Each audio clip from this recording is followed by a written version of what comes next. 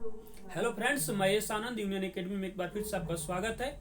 हम लोग पीछे बिहार सचिवालय के लिए मैथ क्वेश्चन को सोल्व कर रहे हैं, जिसमें 4 टेस्ट सीरीज को सोल्व कर चुके हैं और आज हम लोग 5वां टेस्ट सीरीज के क्वेश्चन को सोल्व कर रहे हैं, जिसका पहला क्वेश्चन है।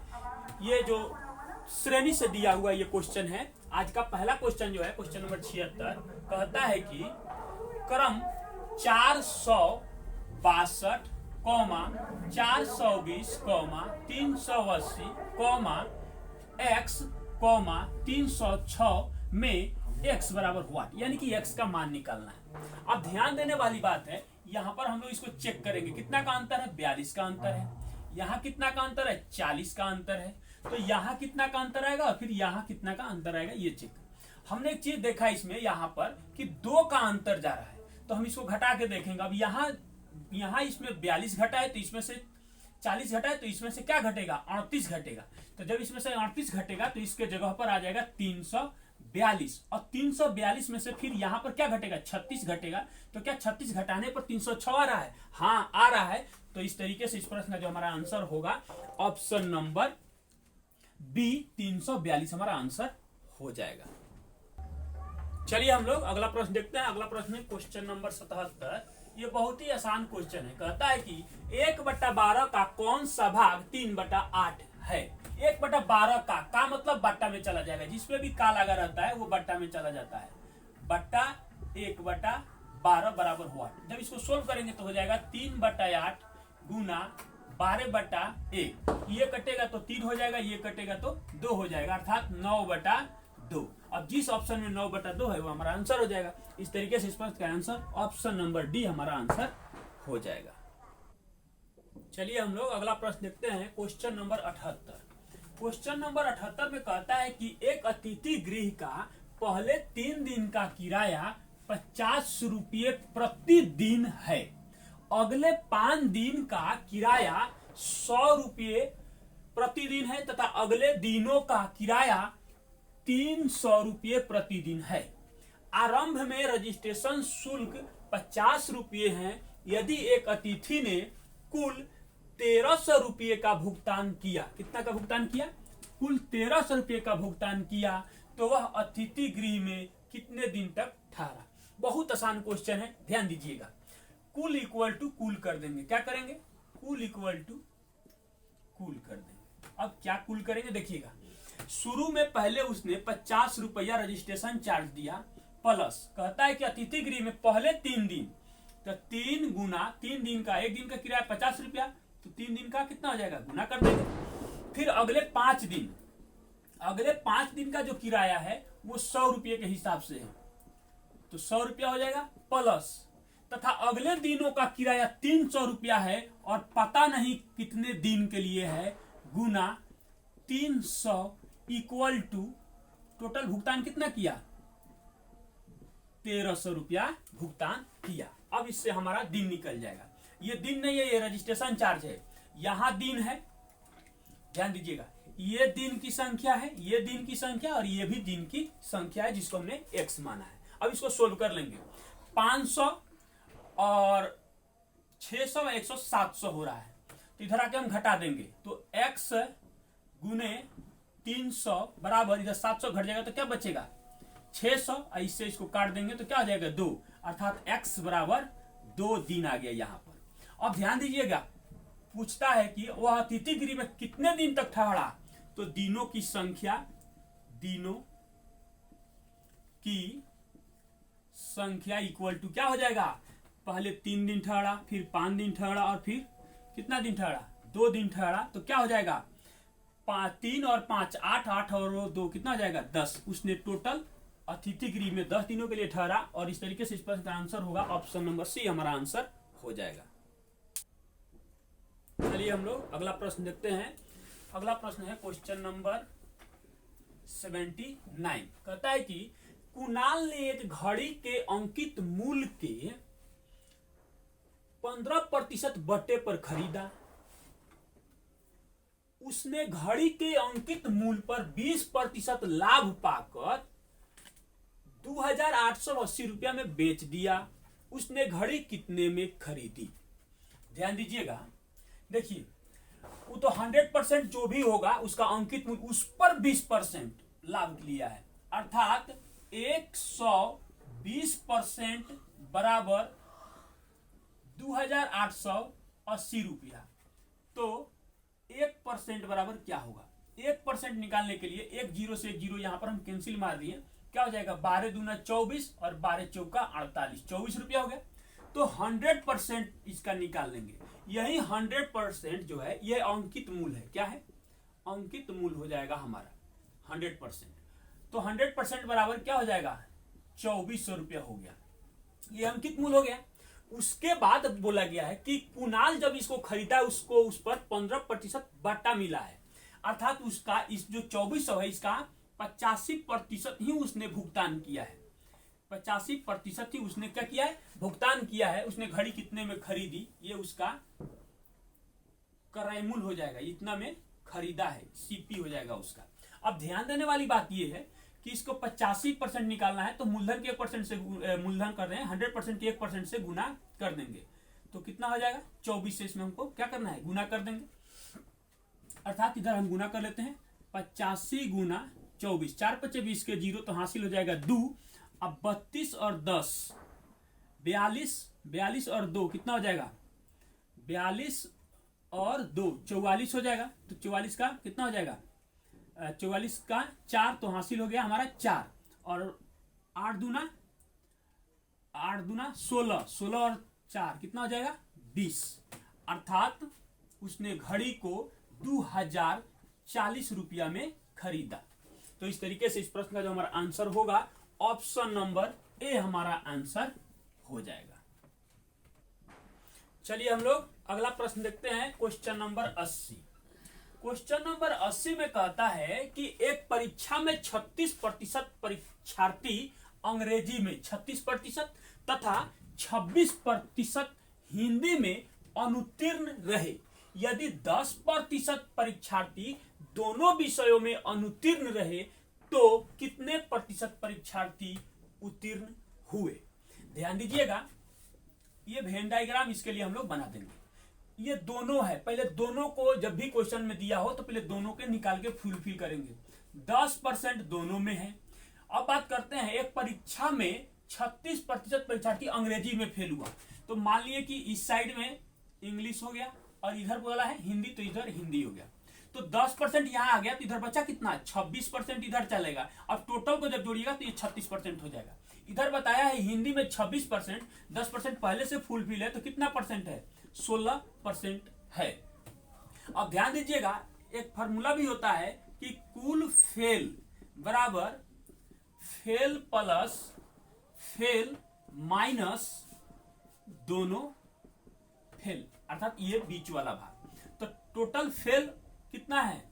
या चाहेंगे तो इस तीनों को भी लगातार हम जोड़ लेंगे तब भी हमारा फेल का मान निकल जाएगा, और नहीं तो इस फेल के तरफ से देखने से मतलब हुआ कि 36% लेके जाएंगे। 36%, 26% और माइनस दोनों, क्योंकि इसमें से एक में से किसी में से एक गायब हो जाएगा, इसलिए ये दोनों को घटाया जाता है जो दोनों में कॉमन होता है।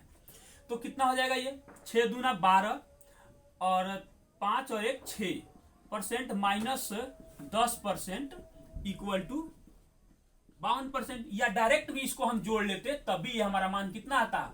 52% ही टोटल आता, लेकिन इसमें नहीं लिखेंगे, 52% आता। तो टोटल कुल फेल कितना हो गया? 52%। तो हमसे पूछा गया है कि तो कितने प्रतिशत परीक्षार्थी उत्तीर्ण हुए? तो कुल उत्तीर्ण बराबर 100% माइनस अनुत्तीर्ण हो जाएगा। कुल अनुत्तीर्ण क्या हो जाएगा?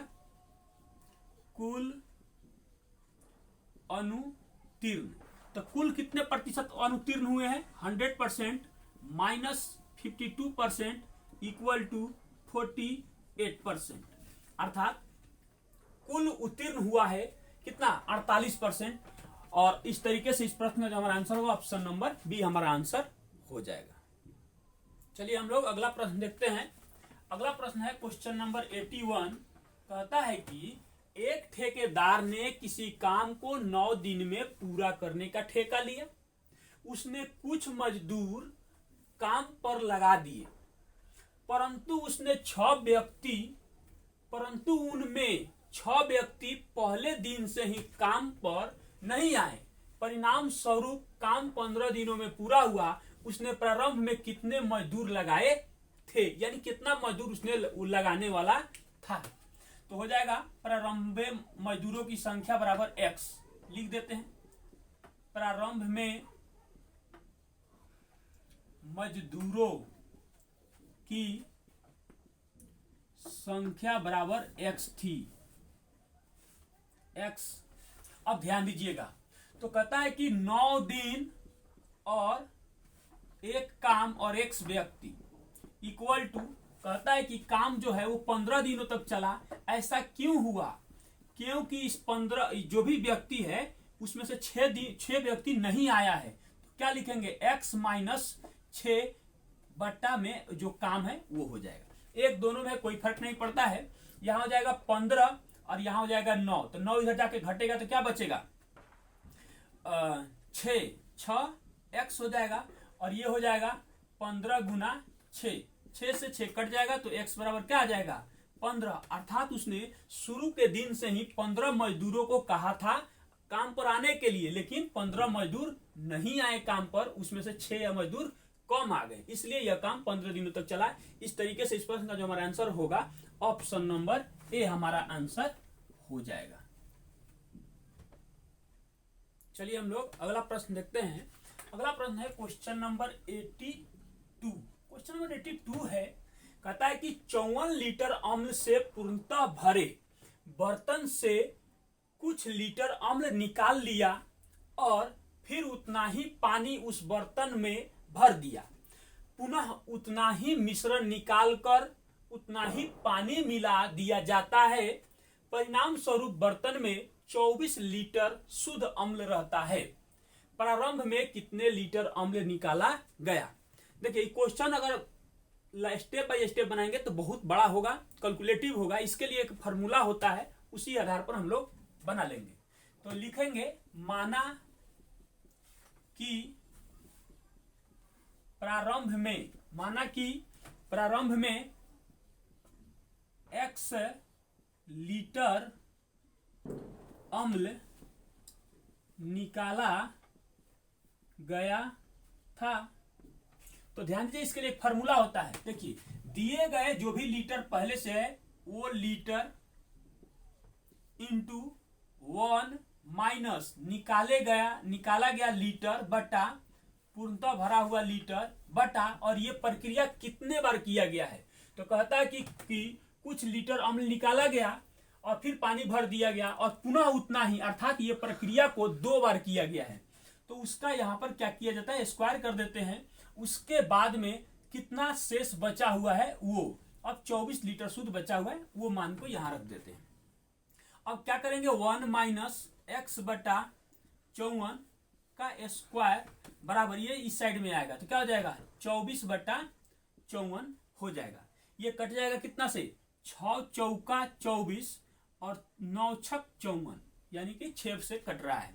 ये आएगा इस तरफ 1 माइनस एक्स बटा 54 इक्वल टू, इधर आएगा तो इसका वर्गमूल निकल जाएगा, या अगर हम चाहें तो इसको स्क्वायर ही कर देंगे, कोई दिक्कत नहीं है।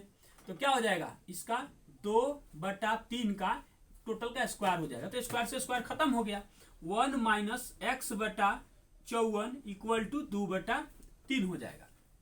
कई तरीके हैं इसको भी सोल्व करने के लिए। अब ध्यान दीजिएगा, यहां हो जाएगा तो 54 हो जाएगा, 54 माइनस में एक्स हो जाएगा और ये आकर इधर गुना हो जाएगा 3, और ये इधर जाके गुना हो जाएगा तो क्या हो जाएगा? 54 गुना 2 हो जाएगा। उसके बाद में ये जब गुना होगा इसमें तो 4 तिहाई 12 का 2 हो जाएगा और 5 तिहाई 15 और 1 16 हो जाएगा, और माइनस में 3x हो जाएगा। या हमको नहीं इसको गुना करना चाहिए था, जब यहाँ कट रहा है तो हमको क्या जरूरत है इसको गुना करने का? इसे कट रहा है, कितना से कट रहा है? 18 बार में कट रहा है। 18 तिहाई 54 कट गया तो हो गया। अब ध्यान देने वाली बात ये जाएगा इस साइड तो प्लस हो जाएगा, और ये 18 36 हो जाएगा। तो x का मान जो आएगा वो कितना आ जाएगा? 18 लीटर जो है आ जाएगा। जो प्रारंभ में 18 लीटर अम्ल निकाला गया था। तो इस तरीके से इस प्रश्न का जो हमारा आंसर होगा ऑप्शन नंबर सी हमारा आंसर चलिए हम लोग अगला प्रश्न देखते हैं, क्वेश्चन नंबर 83। क्वेश्चन नंबर 83 में कहता है कि 241.6 गुना 0.3814, यानी कि ये संख्या दिया हुआ है और का लगभग मान क्या होगा। तो इसका लगभग मान निकालने के लिए ध्यान दे दीजिएगा, 4 और 2 6 और 2 8 अंक नीचे दशमलव है, और 4 और 3 7 और 1 8, ऊपर भी 8 अंक के बाद दशमलव है, तो सबको दशमलव को हम खत्म कर दिए। मान लिए कि ये 2 4 1 6 है, गुना 3 8 1 4 है, गुना 68 42 है, बट्टा 4 6 1 8 है, 38 25 है, गुना 73 65 है। क्वेश्चन में बोला गया है कि इसका लगभग मान हमको चाहिए। तो लगभग मान के लिए मान लिए कि ये 2400 है, इसको मान लिए कि ये 3800 है लगभग में, और इसको हमने मान लिया कि ये 6800 है, इसको मान लिया हमने कि ये 4600 है, और इसको हमने मान लिया कि ये भी 3800 है, इसको हमने मान लिया कि ये 7400 है, क्योंकि इसमें थोड़ा सा कम बेस माने हैं। अब ध्यान दीजिएगा, इससे ये खत्म हो जाएगा, इस जीरो से ये दोनों खत्म हो जाएगा, और इस डबल जीरो से ये खत्म हो जाएगा। अगर हम थोड़ा सा ध्यान दें इसको, तो हम देख सकते हैं कि इसको 25 अगर मान लेते हैं लगभग, और इसको 75, तो इससे ये कट जाएगा कितना बार में, 3 बार में कट जाएगा। उसके बाद हम देखते हैं तो ये हो जाएगा 23, और ये हो जाएगा हमारा 34। अब हम देखते हैं थोड़ा सा, 34 बट्टा क्या हो जाएगा यहाँ 69। अगर इसमें भी और थोड़ा सा हम लोग लगभग का मान माने तो ऊपर हो जाएगा 35, नीचे हो जाएगा 70, अर्थात 35 दूना 70 लगभग 1/2 के बराबर जा रहा है। 1/2 बराबर 0.5। ये लगभग में ही बोला गया, उन्हें लगभग में ही मान के लेके आया है। इस तरीके से इस प्रश्न का जो आंसर होगा ऑप्शन नंबर सी हमारा आंसर हो जाएगा। चलिए हम लोग अगला प्रश्न देखते हैं, क्वेश्चन नंबर 84। क्वेश्चन नंबर 84 में कहता है कि लोहे के 3 घनों की भुजाएं क्रमशः 6 cm, 8 cm तथा 10 cm है। इन्हें पिघलाकर एक घन बनाया गया है। इस घन की भुजा कितनी है। ध्यान दीजिएगा, 3 डिजाइन के घन हैं, 3 तरीके के घन हैं, 1 2 और ऐसा मान लिए एक तीसरा भी है। इसमें बोलता है कि 6 cm इसकी भुजा है, इसको बोलता है कि 8 cm इसकी भुजा है, और इसको बोलता है कि 10 cm इसकी भुजा है। इन तीनों को पिघलाया जाता है, बोलता है कि तीनों को पिघलाकर एक बना दिया जाएगा। तो अब जो इन तीनों का आयतन होगा, इसके आयतन से जब एक दूसरा हम लोग बनाएंगे घन, ये घनाभ के जैसे बन गया, घन बनाएंगे, तो कहता है कि इसका जो भुजा होगा उसकी मतलब लंबाई कितनी होगी। ध्यान दीजिएगा, इसमें करेंगे क्या, ये भी टोटल का आयतन निकालेंगे, और इसके आयतन से हम लोग क्या करेंगे, आयतन बराबर आयतन को इक्वल कर देंगे। ध्यान दीजिएगा, थोड़ा सा लिखेंगे, आयतन इक्वल टू आयतन। तो बड़े का मान का हम बात करें, इसी को पिघला के बनाया जाता है, तो इसका हो जाएगा भुजा Q, इसका हो जाएगा। और इन तीनों को जब पिघलाया जा रहा है, तो तीनों का पिघला के बनाया जा रहा है, तो सबका आयतन पहले निकालेंगे। तो इसका हो जाएगा भुजा Q प्लस 8 वाले का Q प्लस 10 वाले का Q, ऐसे बन जाएगा। तो आयतन, अब ध्यान दीजिएगा, सिर्फ भुजा बराबर अगर हम बात करें तो इसका घनमूल अब निकालना पड़ेगा। तो ये क्या हो जाएगा हमारा, 6 का कितना होता है 216 प्लस 8 का 512 हो जाएगा, और 10 का 1000 हो जाएगा। अब इस सब को हम क्या करेंगे, जोड़ देंगे, तो हो जाएगा 12 10 और 2 12 5 17, और उसके बाद में 24 4 28, यानी कि 1728 का क्या करेंगे, घनमूल निकाल देंगे, और जो भी इसका मान आएगा वही इसका आंसर हो जाएगा। तो इसका घनमूल निकालने के लिए इसमें 3 अंक छांटते हैं, लास्ट में 8 है, इसका मतलब 2 होगा, और उसके बाद में 1 बचेगा, यानी कि ये 12 का घनमूल है। तो जो पिघलाने के बाद जो घन बनेगा उसकी भुजा होगी 12 cm होगी। इस तरीके से जिस ऑप्शन में 12 सीएम दिया हुआ है वो हमारा आंसर हो जाएगा। ऑप्शन नंबर ए हमारा आंसर हो जाएगा। चलिए हम लोग नेक्स्ट प्रश्न देखते हैं, क्वेश्चन नंबर 85। क्वेश्चन नंबर 85 में कहता है कि 427 रुपये को ए बी सी में इस प्रकार बांटा गया कि ए के भाग का 3 गुना, बी के भाग का 4 गुना तथा सी के भाग का 7 गुना परस्पर बराबर है। इसमें सी का भाग कितना है? ध्यान दीजिएगा, इस क्वेश्चन में बहुत अच्छा क्वेश्चन है। ए के भाग का 3 गुना तो लिखेंगे 3a और सबके बराबर में बताया है कि परस्पर बराबर है। उसके बाद में कहता है कि b के भाग का 4 गुना तो लिखेंगे 4b इक्वल टू c के भाग का 7 गुना तो 7c लिखेंगे। अब हम यहाँ पर a b और c के मान को ज्ञात करेंगे। इसका मान a का मान निकालने के लिए दोनों मान से गुना करेंगे तो क्या हो जाएगा 7 चौका 28। इसका निकालने के लिए ये कितना हो जाएगा 7 तिरका 21। इसको कितना हो जाएगा 3 चौका 12।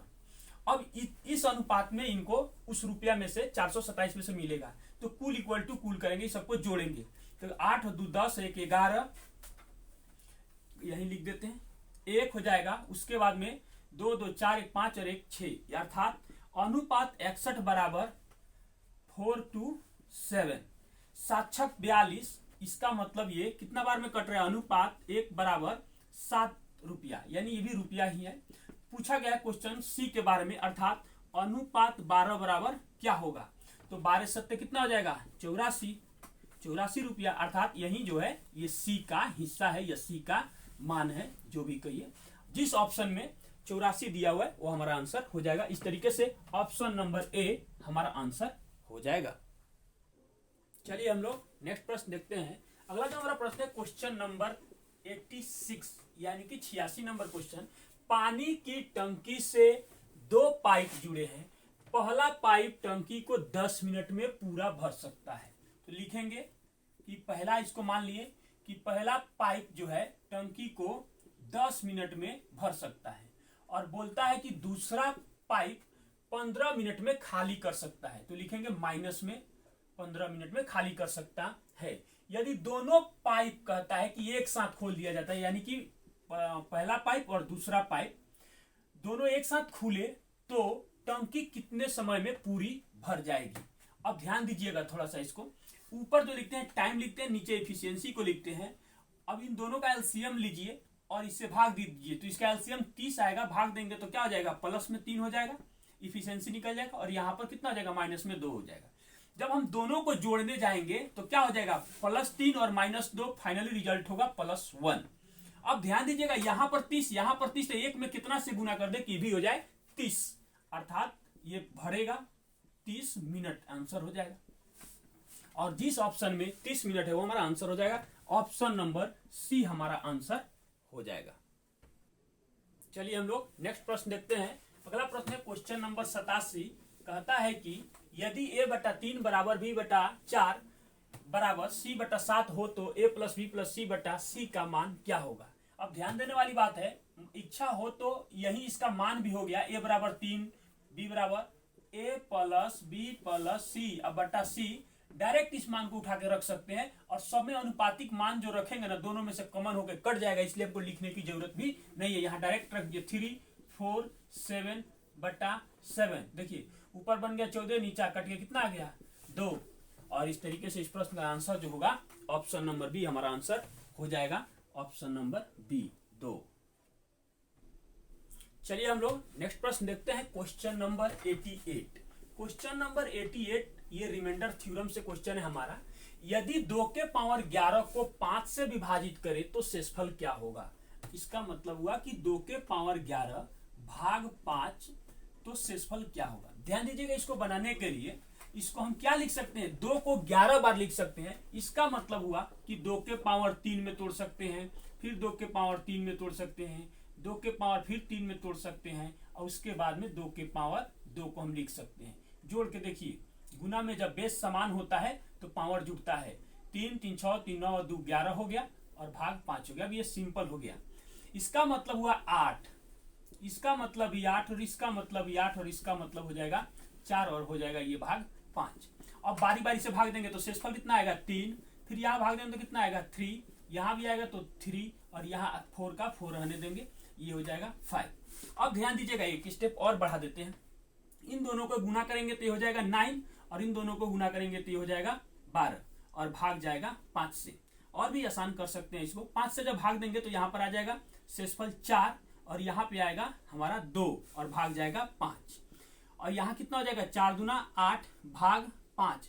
जब इस कंडीशन में जब भाग देंगे तो कितना आएगा शेषफल 3/5 अर्थात शेषफल बराबर क्या हो जाएगा, शेषफल बराबर 3 हो जाएगा। यही जो मान यहाँ पर आया यही हमारा शेषफल हो गया और जिस ऑप्शन में 3 है वो हमारा आंसर हो जाएगा। ऑप्शन नंबर बी हमारा आंसर हो जाएगा।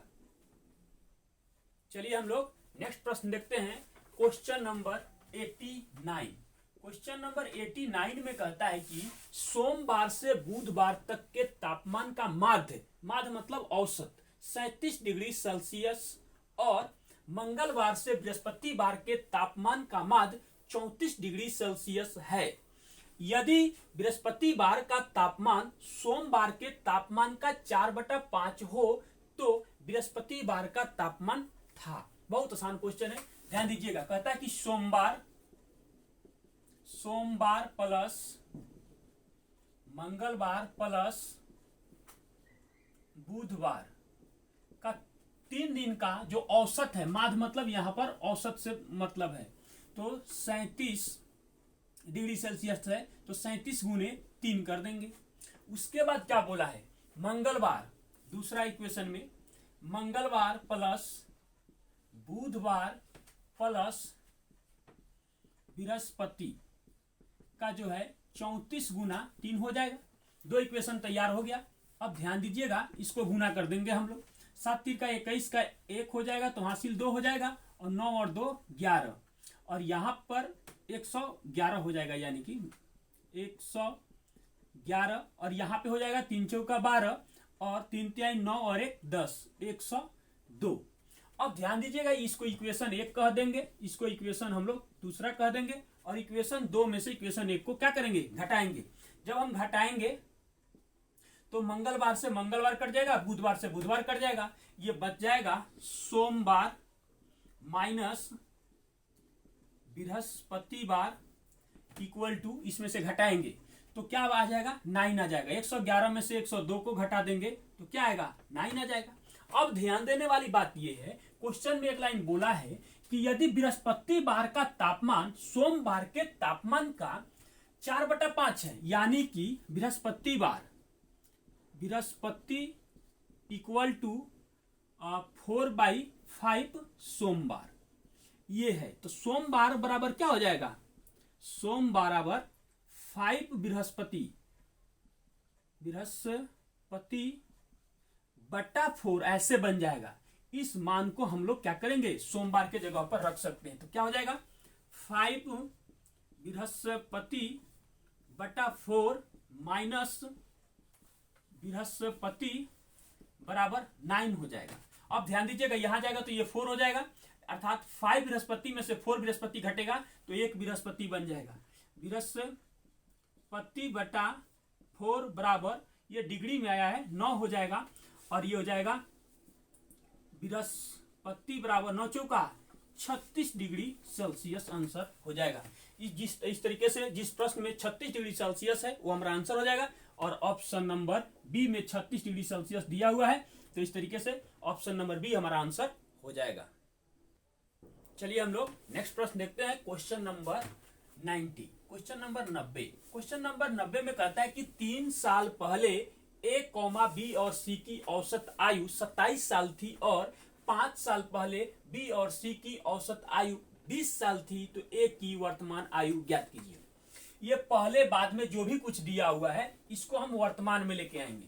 तो लिखेंगे ए प्लस बी प्लस सी, तीनों की औसत आयु दिया हुआ 27 साल और कब का है, 3 साल पहले का है, तो औसत आयु को भी हम उसी में जोड़ देंगे 3 साल पहले वाला, तो हो जाएगा 30 साल। वर्तमान में औसत आयु उस लोग का 30 साल है और गुना 3 कर देंगे, अर्थात ये 90 साल के हैं। उसके बाद बोला है क्वेश्चन में कि बी और सी की औसत आयु 5 साल पहले 20 साल थी, तो उसमें फिर 5 को जोड़ देंगे तो ये औसत आयु निकल गया। तो क्या हो जाएगा 20 और 5 25 गुने 2 कर देंगे तो कितना हो जाएगा 50 साल का हो गया। तो एक ही कहता है कि वर्तमान आयु क्या होगी, इसमें से एबीसी में से बीसी के मान को घटा देंगे। तो फाइनली यहाँ घटाइएगा तो इससे ही खत्म हो जाएगा। तो क्या बचेगा ए बचेगा, ऐसे घटाएंगे तो, और ये इसको भी घटा देंगे तो क्या आ जाएगा 40, अर्थात 40 वर्ष या 40 साल। तो इस तरीके से इस प्रश्न का आंसर जो होगा ऑप्शन नंबर ए हमारा आंसर हो जाएगा। चलिए हम लोग नेक्स्ट प्रश्न देखते हैं। अगला प्रश्न है क्वेश्चन नंबर 91। कहता है कि एक छात्रावास में 600 लड़के हैं, प्रत्येक हॉकी फुटबॉल या दोनों खेलते हैं। यदि 75% हॉकी खेलते हैं, 45% फुटबॉल खेलते हैं, तो दोनों खेलने वालों की संख्या क्या है। इसको भी बनाने के लिए कई तरीके हैं। हम लिख सकते हैं कि टोटल इक्वल टू कुल, कुल बराबर कुल ही होता है। देखिए कुल बराबर कुल कैसे, तो 100% है और 100% को कई तरीके से तोड़ रहे हैं। 75% प्लस 45% और माइनस दोनों, इससे दोनों हमारा निकल जाएगा।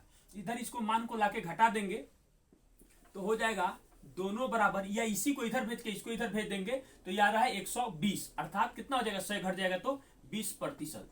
तो टोटल दोनों खेल फुटबॉल और हॉकी खेलने वालों की संख्या जो है कितना है 20% है। अब ध्यान दीजिएगा ये टोटल जो मान है ये 100% है। 100% बराबर कितना 600, तो 1% बराबर क्या हो जाएगा 6 हो जाएगा। तो दोनों खेलने वालों की संख्या कितना है 20% है, तो हो जाएगा हमारा 6 दूना 12, ठीक है 6 दूना 12 120।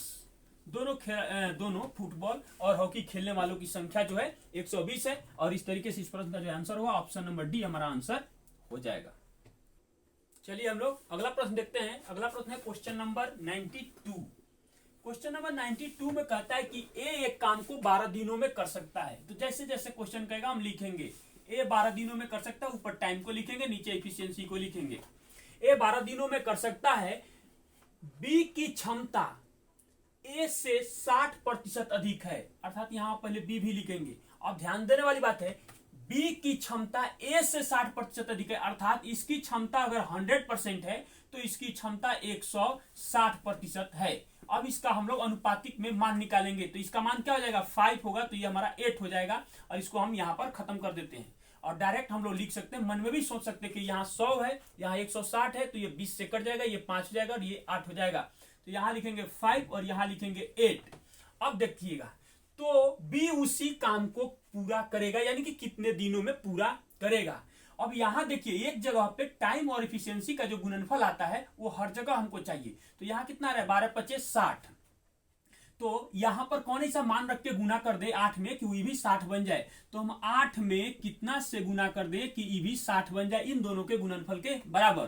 तो y बराबर क्या हो जाएगा, देखिए ये 4 से कटेगा तो 2 हो जाएगा और ये 4 से कटेगा तो ये 15 हो जाएगा, ये हो जाएगा 15/2, जिसका अर्थ होता है 7.1/2 दिन। और यही हमारा आंसर हो जाएगा। जिस ऑप्शन में ये है यहां भी हम इस बात को लिख सकते हैं 7.1/2 दिन, और जिस ऑप्शन में 7.1/2 दिन दिया वो हमारा आंसर हो जाएगा। ऑप्शन नंबर सी हमारा आंसर हो जाएगा।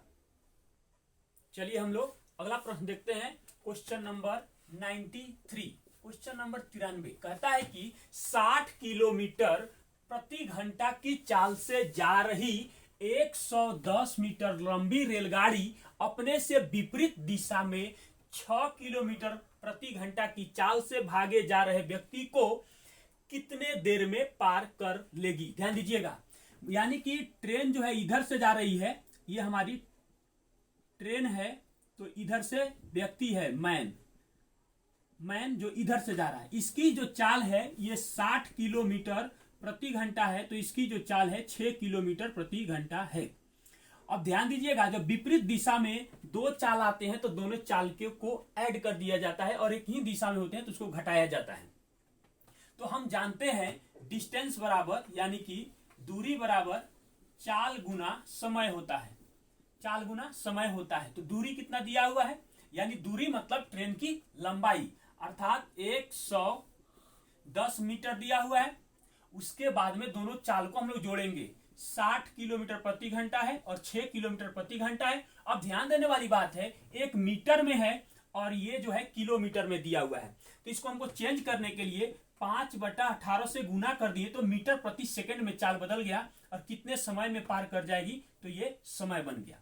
अब ध्यान दीजिएगा, ये दोनों बन जाएगा 66। 66 का मतलब हुआ 11 छक 66 और ये कितना बार में कट जाएगा, 3 बार में कट जाएगा। उसके बाद इसी 11 से ये कितना बार में कट जाएगा, 10 बार में कट जाएगा। उसके बाद में ये हमारा इधर जाके गुना होगा तो क्या बन जाएगा, या इसी से काट देते हैं, इससे ये फिर कट जाएगा तो ये क्या बन जाएगा, 2 बन जाएगा। तो कितना हो जाएगा, 3 दूना 6, समय बराबर 6 सेकेंड आंसर हो गया। अब जिस ऑप्शन में 6 सेकेंड दिया वो हमारा आंसर हो जाएगा, ऑप्शन नंबर बी हमारा आंसर हो जाएगा। चलिए हम लोग अगला प्रश्न देखते हैं। अगला प्रश्न है क्वेश्चन नंबर 94। ये रेशियो एंड प्रोपोर्शन से दिया हुआ क्वेश्चन है, अनुपात समानुपात का क्वेश्चन है।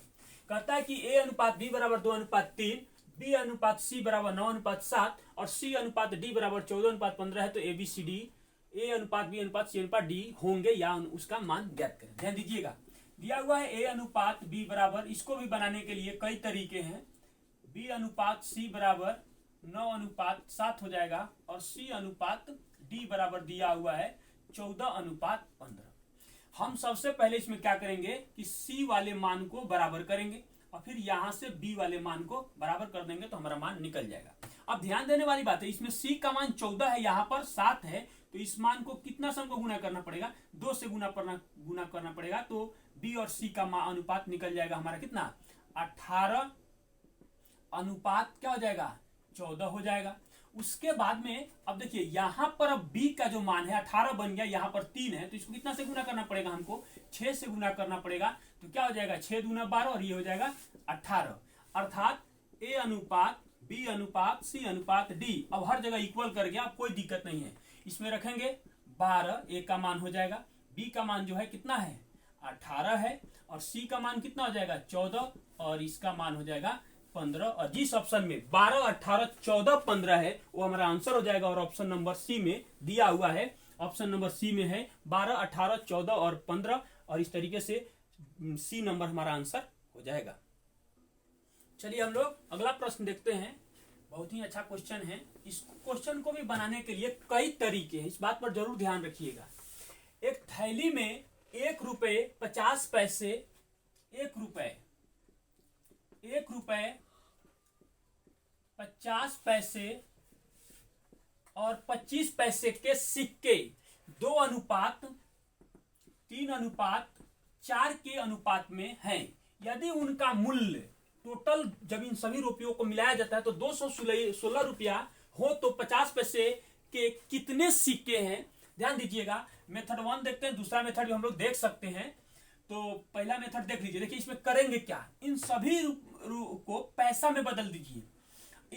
जब सब पैसा में तो सबको पैसा में बदलिए। 1 रुपया बराबर 100 पैसा और 100 पैसा को इस जो अनुपात में सिक्का दिया उससे गुना करेंगे तो क्या हो जाएगा 200 प्लस ये कितना हो जाएगा अनुपात 150 प्लस इससे इसमें गुना करेंगे तो अनुपात 100 बराबर टोटल मूल्य जो दिया हुआ है 216, इसको 100 से गुना कर देंगे पैसा। पैसा बराबर पैसा बना दिए, दोनों को क्या कर दिए, पैसा बराबर पैसा में हम लोग बदल दिए।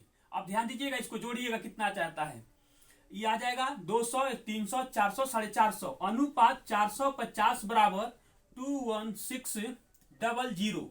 एक जीरो से एक जीरो कट जाएगा और 45 से जब इसको आप काटिएगा तो ये कट जाएगा 48 बार में। अनुपात 1 बराबर 48, तो हमसे पूछा गया है 50 पैसे के सिक्कों के बारे में। अनुपात 3 बराबर 4, 8 गुना 3 कर देंगे तो इसका मान कितना आ जाएगा 24, 12, 1, 14, 144। दूसरा तरीका भी हम लोग इसमें देख सकते हैं, यही चीज रहेगा, हम नहीं लिखेंगे ज्यादा इसमें। इसमें होता क्या है, इसमें अनुपातिक, अब दूसरा मेथड के लिए यहां नहीं लिख रहे हैं, यहां से लिख दे रहे हैं। सब में अनुपातिक हमको गुना करना पड़ता है। अब उसके बाद में इन सभी को रुपया में बदलना पड़ता है। हमने यहाँ पैसा पे बदला, यहाँ रुपया में बदलना पड़ेगा।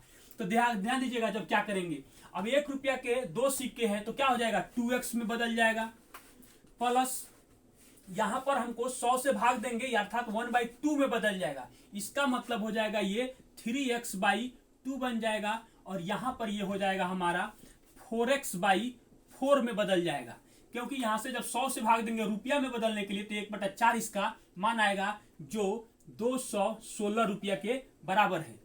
तो यहां भी चाहेंगे तो इसको काट भी देंगे, नहीं भी काटेंगे तो कोई बात नहीं। इसका एलसीएम आएगा 4, तो 4 दूना 8, 8x प्लस ये कितना हो जाएगा, अभी 2 से कटेगा तो ये कितना हो जाएगा 6x और प्लस हो जाएगा 4x बट्टा में हो जाएगा 4 बराबर 216।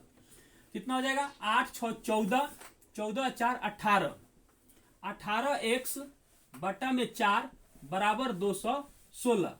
अब इसको अगर हम काटते हैं तो ये हो जाएगा 2 और ये हो जाएगा 9, और ये 9 से कितना बार में कटेगा 9 दूना 18, उसके बाद में 9 चौका 36, अर्थात x बराबर कितना आ गया 48 आ गया।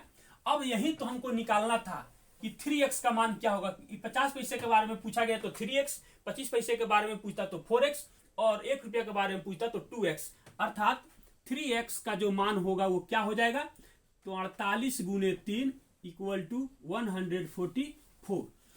तो 50 पैसे के सिक्कों की जो संख्या होगी वो कितनी हो जाएगी, यहां से इसको बांट देते हैं, दो तरीका हो गया 144, और जिस ऑप्शन में 144 दिया हुआ है वो हमारा आंसर हो जाएगा। इस तरीके से इस प्रश्न का जो आंसर होगा ऑप्शन नंबर बी हमारा आंसर हो जाएगा।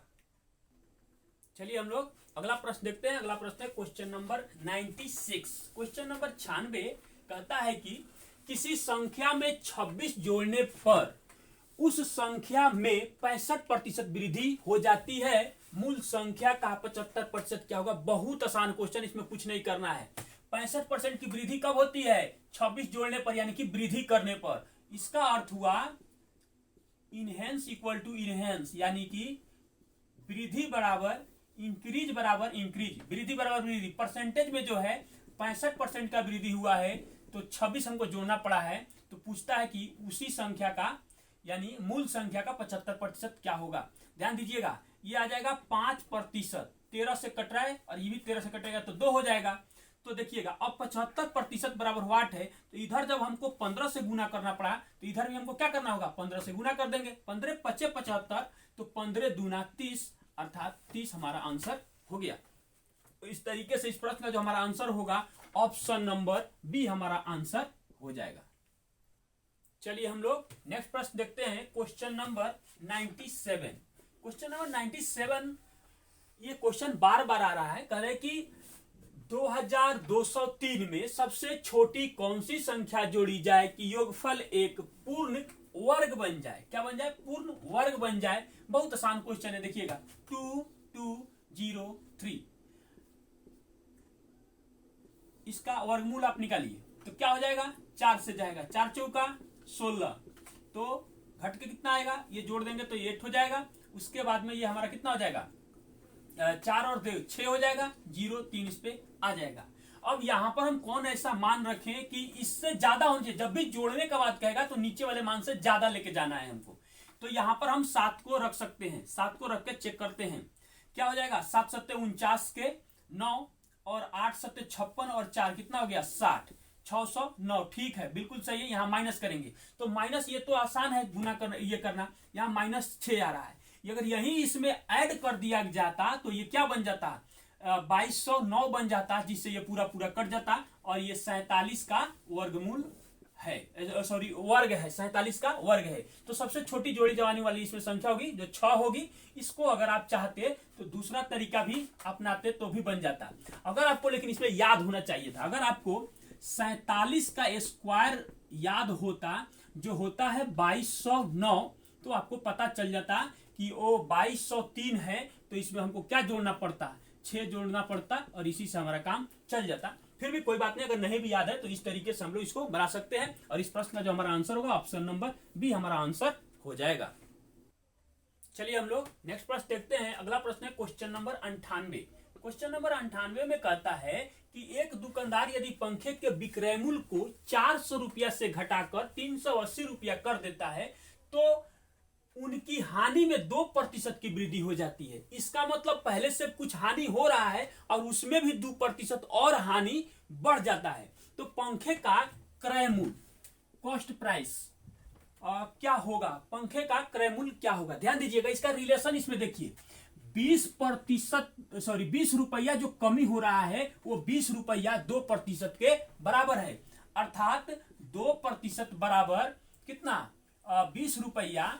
तो 100% को ही हम लोग क्या कहते हैं, सीपी कहते हैं, यानी कि क्रय मूल्य कहते हैं। यही हमारा क्रय मूल्य होता है। तो कुछ नहीं है इसमें, 2% बराबर 20। तो हमसे पूछ रहा है कि 100% बराबर क्या, इधर 50 से गुना है तो इधर भी हमको 50 से क्या करेंगे, गुना कर देंगे और 1000 रुपया हमारा आंसर हो जाएगा। और जिस ऑप्शन में 1000 वो हमारा आंसर हो जाएगा, ऑप्शन नंबर डी हमारा आंसर हो जाएगा। चलिए हम लोग नेक्स्ट प्रश्न देखते हैं। ये साधारण ब्याज से क्वेश्चन है और अच्छा क्वेश्चन है। कहता है कि क्वेश्चन नंबर 99, कोई धन साधारण ब्याज की दर पर 3 वर्ष में 815 रुपये तथा 4 वर्ष में 854 रुपये हो जाता है, वह धन क्या है, यानी कि वो मूलधन क्या है। ध्यान दीजिएगा। तो लिखेंगे 4 वर्ष में ये 854 रुपया का हो जाता है। इसमें मिश्रधन है, ये इसमें शामिल है। और फिर बोलता है कि 3 वर्ष में यह कितने हो जाता है, 815 रुपया हो जाता है। अर्थात हम लोग यहाँ 1 वर्ष का ब्याज निकालेंगे। क्या निकालेंगे, 1 वर्ष का ब्याज। तो 1 वर्ष का ब्याज निकालेंगे, इससे सब कुछ निकल जाएगा। इसको घटा देंगे तो हमको पता चल जाएगा। एक दहाई लेंगे इसमें से तो क्या आ जाएगा, 14 में से 5 जाएगा तो ये हो जाएगा 9, और ये बन गया 4 में से 1 गया तो यहाँ हो जाएगा 3, और ये खत्म हो जाएगा। अर्थात 1 साल का जो ब्याज उसको मिलता है 39 रुपये का ब्याज मिलता है। तो आपकी इच्छा हो तो 4 वर्ष का भी निकाल सकते हैं, अब 3 वर्ष का भी ब्याज निकाल के अब ये मिश्रधन जो है इसमें से ब्याज को घटा देंगे तो हमारा मूलधन प्राप्त हो जाएगा। अर्थात 3 वर्ष का ब्याज इक्वल टू 3 से गुना कर देंगे तो क्या हो जाएगा, इसमें 3 से गुना करेंगे 9 3 का 27 के 7 हो जाएगा, हासिल 2 हो जाएगा, और 3 3 9 और 2 11, 117 रुपया 3 वर्ष का जो ब्याज है। अब हमको क्या करेंगे, मूलधन बराबर मिश्रधन माइनस ब्याज कर देंगे तो इससे निकल जाएगा मिश्रधन। अब 3 साल वाले में से तो 3 साल वाले में से ही घटाएंगे। 815 माइनस 117 क्या हो जाएगा, 100 घटेगा तो 700, उसके बाद में 15 घटेगा तो बच रहा अभी यहाँ पे 2, उसके बाद में हो जाएगा ये 698 रुपया घटाने को। अर्थात जो मूलधन है या मूलधन है वो 698 रुपया है। और इस तरीके से इस प्रश्न का जो हमारा आंसर होगा ऑप्शन नंबर बी हमारा आंसर हो जाएगा। चलिए हम लोग अगला प्रश्न देखते हैं। अगला प्रश्न है जो 100 नंबर क्वेश्चन, और ये लास्ट भी क्वेश्चन है इस टेस्ट सीरीज का। 2 संख्याओं का महत्तम समापवर्तक यानी कि मस 11 है, उनका लघुत्तम समापवर्तक यानी कि एलसीएम 7700 है। यदि उनमें से एक संख्या 275 हो तो दूसरी संख्या क्या होगी। हम जानते हैं कि पहली संख्या गुने दूसरी संख्या बराबर लस गुने मस होता है। अब इसमें कुछ नहीं करना है, जो मान जहां दिया वहां हम रख देंगे। तो पहली संख्या अर्थात 275, दूसरी संख्या मां पता नहीं, एलसीएम दिया हुआ है 7700 गुना मस दिया हुआ है 11। अब ध्यान देने वाली बात है कि ये कितने बार में कट रहा है। अगर हम इससे 11 से काटे तो ये कट रहा है 11 दूना 22, उसके बाद में हो जाएगा 11 पचे 55, अर्थात ये 25 से अब कटेगा। अब ध्यान दीजिएगा 25 से काटने का मतलब ये हुआ कि इसमें हम ऐसे भी इसको लिख सकते हैं 25 गुने वाई बराबर 77 गुने 100 लिख सकते हैं। ध्यान दीजिएगा। अब इसमें अब फिर गुना करेंगे तो वहीं आएगा, तो इससे कट जाएगा 25 चौका 100, अर्थात वाई का जो मान होगा 7 चौका 28 के 8 हासिल 2 28 और 2 कितना हो जाएगा 30, और जिस ऑप्शन में 308 है वो हमारा आंसर हो जाएगा। इस तरीके से इस प्रश्न का जो हमारा आंसर होगा ऑप्शन नंबर सी हमारा आंसर हो जाएगा। तो आज के लिए बस इतना ही, मिलते हैं एक और बेहतर क्लास में, तब तक के लिए धन्यवाद।